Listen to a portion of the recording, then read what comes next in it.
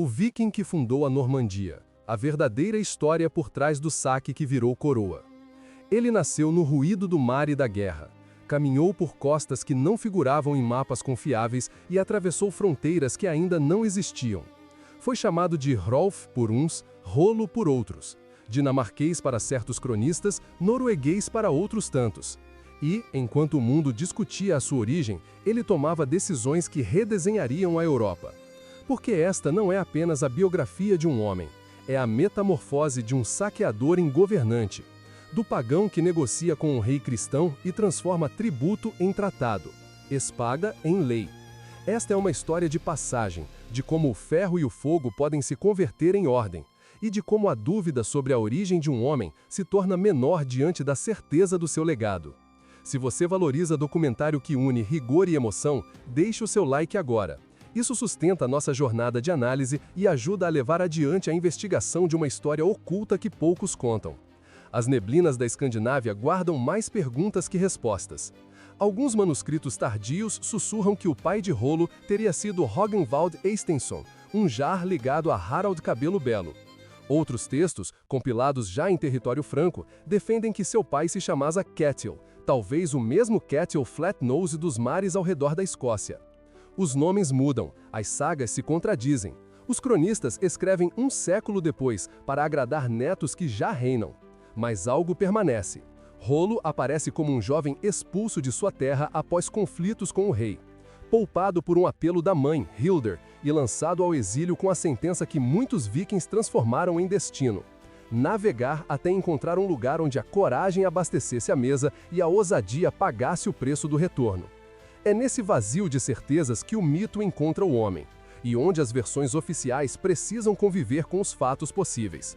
A infância e a juventude são sombras. O que emerge com nitidez é o mundo ao seu redor, a chamada Era Viking. Um tempo em que longos navios de casco sobreposto cruzavam fiordes, rios e canais com a mesma facilidade, abraçando comércio e risco. Prata de dirhams islâmicos aparecem em túmulos nórdicos. Tecidos do Oriente acompanham contas de pedra. Um Buda de ouro surge onde a arqueologia menos esperava. O mistério de como tantas rotas se cruzam é vencido pela prática. Navegar é geopolítica em madeira e vela. Nesse cenário, os mesmos cascos que negociam também atacam.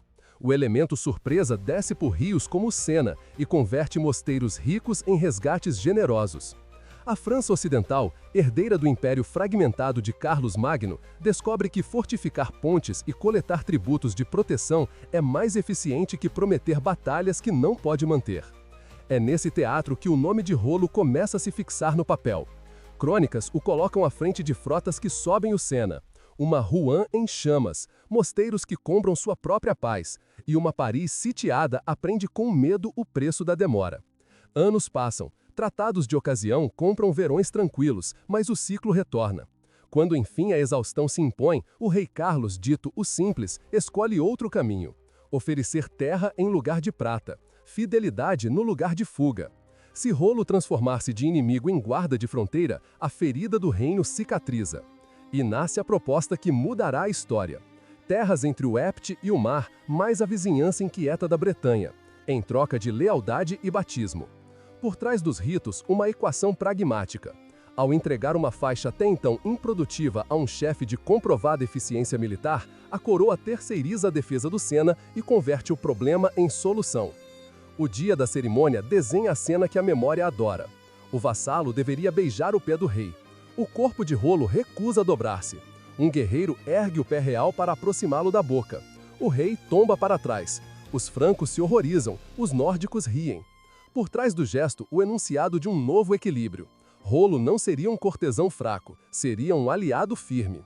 O batismo acontece. Fontes tardias falam de uma princesa chamada Gisela. Talvez ficção, talvez não. O que sabemos é que Popa, capturada em Bayeux, permanece como companheira segundo o costume dinamarquês. E que o filho de ambos, Guilherme, sucederá o pai, legitimado por quem antes o chamaria de bastardo. Porque em política, o que dá estabilidade converte-se em lei. E a este documentário interessa menos o romance que a arquitetura do poder. A partir daí, o saque cede espaço à reforma. Muralhas erguidas, igrejas restauradas, estradas patrulhadas. A terra devastada converte-se em colheita. A norma se instala, dura, eficaz. O código que Rollo aplica lembra os costumes escandinavos. Honra pessoal e responsabilidade. Penas severas para roubo, fraude e falso testemunho. Histórias de exemplas circulam para fixar o temor e o respeito. Uma esposa que forja roubo de ferramentas é desmascarada e enforcada com o marido. Os bispos franzem o senho, mas assistem a um resultado inegável. A criminalidade miúda desaparece. A paz que a reza sonha, o machado impõe. E na síntese de ambas se forja uma sociedade que começa a se reconhecer. O norte que antes chegava de navio agora se instala em pedra. É assim que uma colônia de saque se torna um cinematográfico laboratório de convivência entre lei franca e costume nórdico. Há quem diga que Rollo morreu pagão, há quem celebre sua conversão. As duas narrativas coexistem porque a fronteira entre fé e utilidade era mais porosa do que supõe o anacronismo. O batismo para a coroa era um troféu simbólico, para Rollo uma senha de acesso ao jogo dos grandes. O que importa para nossa análise é que, a partir de 911, as listas de ataques vikings à França Ocidental minguam, e no lugar do saque surge a política. Quando Carlos é deposto, Rollo declara que a fidelidade é ao homem e não ao trono. Retoma pressões e amplia limites ao oeste. Negocia de novo. Recebe Bessin e Maine. Poucos anos depois, se retira, deixando Guilherme, o Longsword, com um terreno fértil. As pedras continuam, a máquina funciona. A Normandia deixa de ser fronteira em brasa e vira oficina de poder. É o momento certo para te lembrar. Se esta forma de história investigativa te prende, faça sua inscrição em O Enigma Global. Isso aprofunda a distribuição e garante que sigamos desvendando camadas além do senso comum. As décadas passam. Netos e bisnetos de Rollo continuam a fórmula. Ordem, produção, guerra quando convém, casamento quando necessário. A língua mistura nórdico e galo-românico. A elite torna-se bilíngue e depois francófona. A lei costumeira amadurece. Mais tarde será escrita em latim. Um dia será combinada influências romanas, canônicas e reais. Mas o que o tempo não apaga é o salto de mentalidade. Da tática de verão do saque para a estratégia de gerações. Assegurar uma costa, fechar um rio, garantir uma renda. Treinar um modo de governar. Quando um descendente distante, Guilherme o Conquistador, cruza o canal, leva consigo essa escola. Ergue fortificações com a velocidade de quem aprendeu que pedra domina a paisagem. Espalha torres, redesenha a posse da terra. Formaliza o feudalismo. Impõe um francês de corte e deixa no inglês cicatrizes e vocabulário. A Normandia, então, já não é apenas um ducado, é um método. No sul, outra ousadia. Normandos, parentes na ambição, cruzam a Itália. Aprendem com lombardos, bizantinos e árabes. Importam técnicas, combinam formas, forjam uma arquitetura que carrega cúpulas do Oriente e torres do Ocidente. Conquistam a Sicília e a devolvem à órbita latina. O Mediterrâneo volta a ver velas sob brasões que descendem daquele tratado às margens do Épte. Mais a leste, Antioquia recebe um príncipe com o nome de Boemundo. As cruzadas confirmam que o método normando não era apenas guerra, era capacidade de leitura de fraquezas. Repetem as lições desde Rollo. Alianças quando úteis, dureza quando inevitável. E uma percepção fria do que sustenta poder, território, lei, sucessão. Mas Rollo não era apenas a semente de impérios, era também um enigma biográfico. Como aceitar que um personagem tão decisivo tenha origem tão difusa? Cronistas francos o chamam dinamarquês. Islandeses voltam a ligá-lo a uma família norueguesa. Sagas séculos depois o confundem com um andarilho gigantesco que cavalos não suportariam. Tentativas modernas de rastrear DNA em túmulos atribuídos a seus descendentes esbarram em remanescentes trocados. A incerteza permanece. E talvez aí esteja o ponto.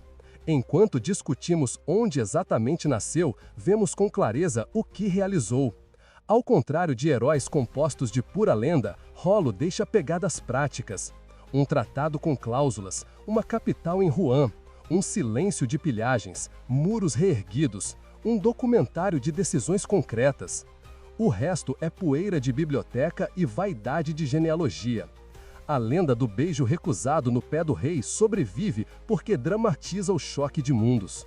Mas o que realmente sustenta a memória é a consistência do depois.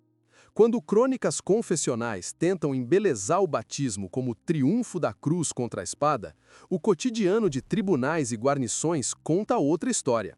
A mistura foi gradual, a conversão foi processo. A moralidade importada adaptou-se a um senso de honra rude.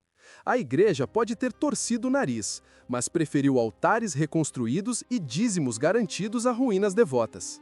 É essa costura que interessa a quem pratica análise histórica séria. A compreensão de que ordens duráveis raramente nascem de purezas ideológicas, e sim de equilíbrios instáveis que encontram, com o tempo, a sua cadência. O século passa. O ducado cresce e contrai ao sabor de reis, batalhas e escolhas. Perde-se a Normandia e busca-se reconquistá-la. Cartas de privilégios alternam com fortalezas reais que lembram quem manda. Mas a marca normanda no direito, na arquitetura, na diplomacia e na guerra é cicatriz profunda. Persistiu em Ilhas do Canal até as revoluções mudarem o léxico da lei. Persistiu em práticas administrativas que inspiraram outras regiões. Persistiu na maneira como o poder se pensa, ao combinar costumes locais com uma ambição de permanência que não depende de um único homem. O legado de Rollo não é a certeza sobre o berço, é a fórmula do assentamento. Consolidar fronteira, converter inimigo em vizinho, trocar prata por produção e tradição por fatos que sustentem a paz. Chegamos então ao coração do dilema. Rollo foi apenas um guerreiro sanguinário ou um fundador visionário? As duas imagens se combatem no senso comum, mas podem coexistir numa leitura madura. Sim, ele liderou saques e cercos. Sim, aceitou resgates. Mas também entendeu que a pilhagem tem prazo. A estabilidade rende por gerações. O guerreiro via mu verão. O duque começou a ver invernos. E é por isso que a nossa proposta de história aqui não é celebrar a violência. É entender a sua conversão. Quando uma mão calejada pela espada aprende o peso de um selo, quando a geopolítica se expressa em pontes fortificadas e não apenas em mastros ao vento. Quando o segredo não está no mito de um gigante, mas na decisão técnica de onde erguer um muro. No fim, esse é o tipo de enigma que vale decifrar. Se esta investigação te provocou, deixa um comentário dizendo qual momento dessa trajetória te surpreendeu mais. A hora em que o saque vira tratado, a recusa simbólica ao gesto de vassalagem, a severidade das leis para estabilizar vilas, ou o eco de tudo isso em 1066.